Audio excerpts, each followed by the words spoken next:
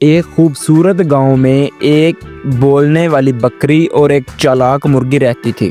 گاؤں کے جانور بہت ہنسی مذاق کرتے تھے۔ بکری کی عادت تھی کہ وہ ہر وقت بولتی رہتی تھی، کسی کو بھی خاموش نہیں رہنے دیتی تھی۔ گاؤں کے دوسرے جانور بھی اس کی باتیں سن کر مزہ کرتے۔ دوسری طرف مرغی بہت ہی شرارتی تھی۔ وہ ہمیشہ نئے نئے طریقوں سے مزے کرتی اور دوسروں کو ہنسانے کی کوشش کرتی۔ ایک دن مرغی نے سوچا کہ وہ بکری کے ساتھ ایک میچ کھیلے گی تاکہ دیکھا جا سکے کہ بکری کبھی خاموش رہ سکتی ہے یا نہیں۔ مرغی نے بکری کے پاس جا کر کہا، بکری بہن، تم ہر وقت بولتی رہتی ہو، تم تھک نہیں جاتی؟ کیا تم میرے ساتھ ایک میچ کھیلنے کے لیے تیار ہو؟ بکری بولی، ہاں میں میچ کھیلنے کے لیے تیار ہوں، بتاؤ کیا کرنا ہے؟ مرغی نے شرارت سے آنکھ مارتے ہوئے کہا، تمہیں میری باتیں سننی ہے لیکن بغیر ہنسے اور بغیر کوئی جواب دیے۔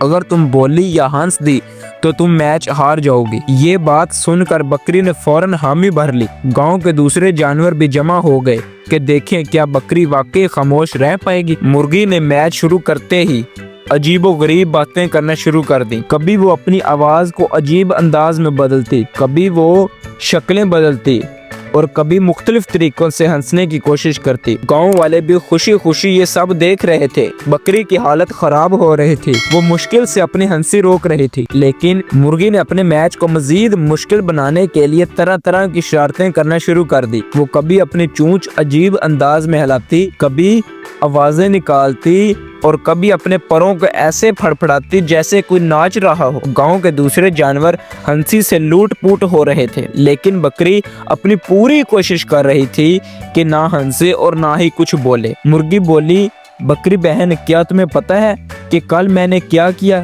میں نے چڑیا کو بتایا کہ میں اڑ سکتی ہوں، اور جب میں نے چھلانگ لگائی تو زمین نے مجھے پکڑ لیا۔ یہ سن کر گاؤں کے جانور زور زور سے ہنسنے لگے، مگر بکری نے اپنا منہ بند کر لیا اور صرف آنکھیں بند کر کے خود کو کنٹرول کرنے کی کوشش کی۔ مرغی کو سمجھ نہیں آ رہا تھا کہ آخر بکری اتنی خاموش کیسے رہ سکتی ہے۔ چند لمحے گزرے تو مرغی نے اپنا سب سے بڑا ہتھیار استعمال کیا۔ وہ ایک دم اچھل کر گھاس پر گر گئی اور ایسے اداکاری کرنے لگی جیسے وہ بے ہوش ہو گئی ہو۔ گاؤں کے جانور چونک گئے اور بکری بھی حیران ہو کر دیکھنے لگی۔ جیسے ہی بکری آگے بڑھی، مرغی نے ایک دم سے آنکھیں کھول کر کہا، بو۔ یہ سن کر بکری گھبرا گئی اور بے اختیار بول اٹھی، ارے واہ، تم نے تو مجھے ڈرا ہی دیا۔ بس جیسے ہی بکری کے منہ سے یہ الفاظ نکلے، گاؤں کے سب جانور خوشی سے تالیاں بجانے لگے اور مرغی نے جیت کا جشن منانا شروع کر دیا۔ لو بھئی، بکری بہن ہار گئی ہے اور میں جیت گئی، اور اب بکری بہن کو ماننا پڑے گا